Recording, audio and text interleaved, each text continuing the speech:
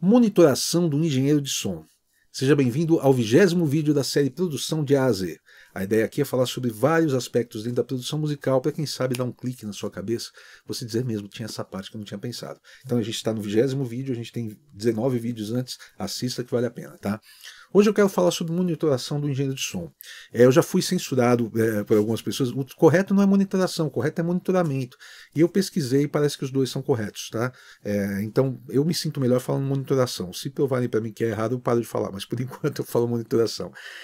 A monitoração do engenheiro de som, ela é um conjunto de fatores, tá? Quando a gente fala em monitoração, a gente pensa nos monitores, nas caixas de som, tá? Isso é uma parte da coisa.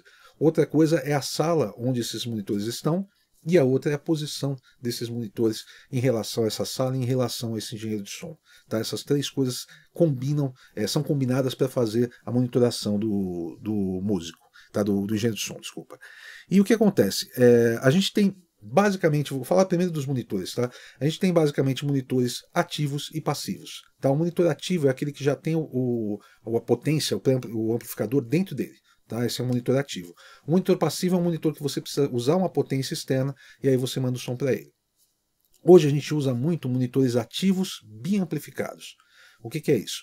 Entre o sinal, vamos dizer, você sai do sinal da sua interface, você vai entrar no monitor, ele tem um crossover, que é um divisor de frequências, ele separa umas frequências graves para mandar para o falante e as frequências agudas para mandar para o tweeter.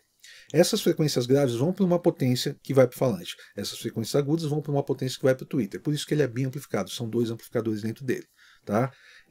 A caixa passiva ela tinha uns problemas do seguinte: você usando uma potência nela, se a potência fosse muito forte, você não tivesse cuidado de repente com o teu volume, você podia estourar teu falante, estourar seu tweeter, porque você está mandando mais potência do que eles aguentam. Essas caixas bem amplificadas, uma grande vantagem delas é que tudo é desenhado para elas. Então, o formato da caixa, o formato dos falantes, o material dos falantes dos tweeters, como eles são colocados, a potência é de acordo com a potência que o falante aguenta, entendeu? O crossover já é dividido direitinho, então são bem legais, vale muito a pena. Tá? Os monitores mais modernos, no geral, são bem amplificados. O que acontece? Muita gente trabalhou muito tempo com NS10 da Yamaha. A NS10 é uma caixa passiva, tá? Que foi feita a princípio para ser uma caixa de som doméstico, e não caiu no gosto das pessoas, porque realmente ela tem um som esquisito, é um som meio duro.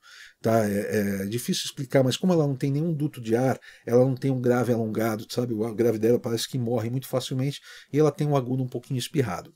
Mas ela entrega muita coisa, a parte média dela é muito definida, e ela entrega muita coisa assim que não está legal numa gravação. Eles pararam de fabricar esses monitores faz um tempo, tá? Mas eu acho que esses monitores eles eram muito bons para o tipo de música que se fazia naquela época. Foi em 78 que foi lançado, e durante muitos anos elas foram muito boas para isso. Muita gente ainda usa, só que assim, se você for usar ela, é melhor você usar com um sub também, e você alongar esse som dela, o grave dela, porque senão fica meio difícil de trabalhar. Tá? E uma coisa importante para frisar é o seguinte: quanto melhores forem os seus monitores, melhores forem, melhor o teu resultado. Tá? Porque tudo que você faz, vamos dizer, voltar um pouquinho. Vamos dizer que você tem umas caixas na sua casa, não importa que caixas, pode ser de um aparelho de som que você tinha antigo, qualquer coisa assim. E elas soam bem na tua sala. Você faz a mixagem da tua música, você ouve e fala, pô, tá um sonsaço, era isso que eu queria. Você compara com referências e tá batendo parecido e tal. Aí quando você leva para o teu carro e você coloca essa música, às vezes ela tem grave demais, ou às vezes tem grave de menos, ou o agudo está espirrado, e você compara com a referência e a referência não tem. Você fala, eita, por que está acontecendo isso? Porque as tuas caixas não estão te dando uma resposta boa. As tuas caixas, a tua monitoração, tá? As tuas caixas, a tua sala e o posicionamento não estão te dando uma resposta boa. Então você acaba tendo muito mais trabalho, porque você vai fazer esse trabalho nas suas caixas, você leva para o carro, anota o que tem que fazer, volta tal. Esse é um procedimento comum, tá? Em engenharia de som, muita gente faz isso até hoje. Mesmo quem tem salas muito boas, tem o hábito de fazer isso daí também. Só que assim, a tua margem de erro diminui muito. Tá? Eu não checo coisas em carro ou em outros sistemas faz muito tempo. Eu checo em fone de ouvido, alguma coisa, tá? Mas geralmente eu não checo em outros sistemas porque eu confio muito nas minhas caixas. Tá? Então, assim, quanto melhor você puder investir em monitoração, melhor, porque toda decisão que você vai fazer vai depender do que você está ouvindo. Tá? Se você vai puxar mais agudo, vai puxar mais grave, vai comprimir e tudo mais, você tem que entender, você tem que conseguir ouvir aquilo acontecendo para você poder tomar as decisões certas. Então, monitoração é uma parte muito importante. Deixa eu falar aqui sobre o guia do equipamento para home studio. Esse é um guia que eu desenvolvi para quem quer montar o seu home studio, para quem já tem o seu home studio e quer aprimorar esse home studio. Hoje tem muita informação e tem muito equipamento diferente. Se você quiser pesquisar microfone, você tem milhares de microfones aí, interfaces, pelo menos centenas, acho que tem milhares também, de interfaces para você comprar e tudo mais, e o pessoal fica meio perdido. Então eu criei esse guia, que é um guia gratuito, tá? Você tem acesso lá, são 10 vídeos que dá o total de 1 hora, falando sobre vários aspectos assim dentro do home studio e te dando sugestões do que você deve comprar de acordo com a sua necessidade. Eu vou deixar o link para esse guia aqui na descrição do vídeo ou na minha bio. Tá? Deixa eu falar de um outro aspecto aqui, vamos falar da sala agora. O que acontece? Falar sobre as ondas sonoras, elas saem do falante, elas vão para o seu ouvido. Tá? Então você está ouvindo o som que vem do falante. Mas elas também vão para a parede e voltam para o seu ouvido. Vão para outra parede e voltam para o seu ouvido. Para o teto, para o chão, para trás, entendeu? E voltam para o seu ouvido. E se você não tiver uma sala equilibrada, isso pode te atrapalhar. Tá? Aqui essa sala eu tentei fazer ela mais sequinha. Tá? A ideia é que o som vá para a parede e ele seja absorvido por esses painéis que eu tenho aqui, nesse painel que está aqui atrás, que são painéis de lã de vidro. Então o som é absorvido, ele não volta para mim, eu ouço o som mais direto das caixas. Você pode ter uma sala sem essa absorção toda, mas daí toda a angulação dela deve ser diferente, entendeu? É outro tipo de tratamento que você tem. Mas a sala faz muita diferença. Tá? Se você, por exemplo, vamos dizer que você está ouvindo uma voz que está gravada e essa voz está vindo para o teu ouvido, mas ela está indo para a parede e voltando para você. Esse atraso, esse problema de fase que tem, que é essa distância entre o som direto que vem e o som que vem da parede para você, pode causar algumas diferenças de equalização. Tá? Você pode ter algumas frequências sendo acentuadas, outras sendo atenuadas, tudo mais, o que vai te fazer tomar uma decisão errada. Tá? Então você ter uma sala com um tratamento legal faz muita diferença. Tá? Geralmente quando se fala em acústica, o pessoal acha que é um bicho de 7 cabeças. Não é, tá? Assim, se você quiser fazer uma coisa 100% maravilhosa e tudo mais, sim, você vai investir muito, você vai contratar um ótimo engenheiro para fazer, que é o que os grandes estúdios fazem, tá?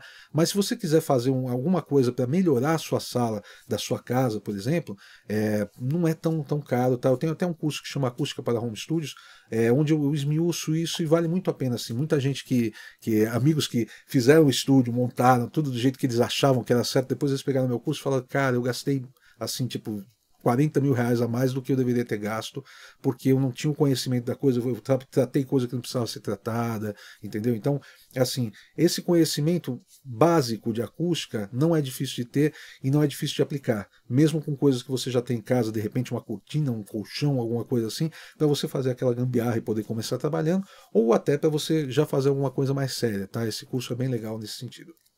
Deixa eu falar de uma outra coisa aqui, que é o Clube do Nhaya. O Clube do Nhaya é uma forma de você apoiar o meu canal do YouTube, tá? Você fazer uma pequena contribuição mensal para eu continuar fazendo esses vídeos. Dá trabalho isso, tá? E aí o que acontece? Em troca eu te dou vários cursos sobre produção musical. Lá tem o equalizando, tem o comprimindo, tem o mixando, tem muita coisa, tem a mixagem do quarto workshop dia a dia do estúdio, que eu fiz só com plugins gratuitos e tudo mais, é um material que eu fiz já faz uns anos, mas que é ótimo até hoje. Muita gente fala assim, cara, esse material foi o que me introduziu na coisa de mixagem e tudo mais. Né? Então tá tudo lá disponível por um valor super baratinho assim para você me apoiar nesse canal. Tá? Eu também vou deixar o link aqui na descrição ou na minha bio. Deixa eu falar sobre o terceiro aspecto, que é o posicionamento dos monitores. O que acontece? Por exemplo, os tweeters, a ideia é que eles estejam mais ou menos na altura dos seus ouvidos. Tá? Eu vejo algumas pessoas, às vezes, que os tweeters estão para baixo. O que acontece? Você não ouve o agudo. O tweeter é direcional, o som dele vem dele para você. Tá? O grave ele é omnidirecional, ele se espalha pela sala, tá? Você ouve ele vindo de todas as direções. O tweeter é direcional. Então é muito comum, se você tiver suas caixas numa posição mais baixa, você acabar tomando decisões erradas com relação ao agudo. Você tem uma mixagem que fica estridente quando você vai ouvir fora do estúdio, porque você não está ouvindo os agudos. Então, primeira coisa, elas têm que estar na altura dos seus ouvidos, tá? Os tweeters assim. Ah, eu uso meu monitor em pé ou deitado? Depende, tá? Leia o manual de instrução, porque alguns podem ser usados das duas formas, outros são feitos para serem usados somente em pé, tá? Ou somente deitados. porque o tipo de abertura do Twitter é diferente, tá? Então veja no manual do seu monitor o que é melhor para o teu caso. Tá? Não dá para falar assim, olha, sempre usa em pé ou sempre usa deitado, depende de cada caso. Tá? Mas, enfim, se você usa deitado e ele tem que usar deitado e ficou muito baixo na tua mesa, use algum tipo de pedestal para levantar, entendeu? Alguma coisa para você poder ter eles mais altos. Outra coisa, é muito legal você fazer um triângulo equilátero entre os monitores e a sua cabeça. Então vamos dizer que principalmente os tweeters, tá? Vamos dizer que entre cada Twitter tenha, sei lá, 1 metro, 1,20 m e tal. Desse Twitter da esquerda tem que ter 1,20 m até a tua orelha e desse outro também. Tá? Então você tem que estar numa posição ali que você consiga ouvir isso bem. Se você tiver eles muito espaçados, você também não vai ter a definição como você tem que ter. Então você tem eles aqui, tá? Formando o triângulo equilátero com a sua cabeça. Outra coisa é o posicionamento das caixas mesmo, tá? Eu vejo gente que às vezes usa as caixas assim retinhas, né? Não, você tem que angular essas caixas como se você vira para cá, essa caixa está olhando para mim, tá? Eu viro para cá, essa caixa está olhando para mim. É mais ou menos isso, tá? Para você ter a melhor resposta. Outra coisa, evite cantos de parede. Tá? Eu sei que muito home studio, o cara acha um cantinho, ele coloca no cantinho da parede ali acaba concentrando muito o grave tem muita reverberação naquela parte muita ressonância naquela parte da sala, então evite. De preferência, coloque os seus monitores de uma forma que eles estejam na parede que dá mais fundo. Vamos dizer assim, se você tem 4 metros por 3, você coloca nessa parede de 3, porque você tem 4 metros de fundo aqui, para evitar as reflexões de trás. Tá? Então, na parede que é mais funda. E aqui os monitores você posiciona, como eu falei, numa distância de um triângulo equilátero com a sua cabeça e na mesma distância da parede, se possível. Então vamos dizer, essa caixa aqui ficou 50 centímetros da parede aqui, tá? Então essa caixa também. Estou falando das paredes laterais, tá?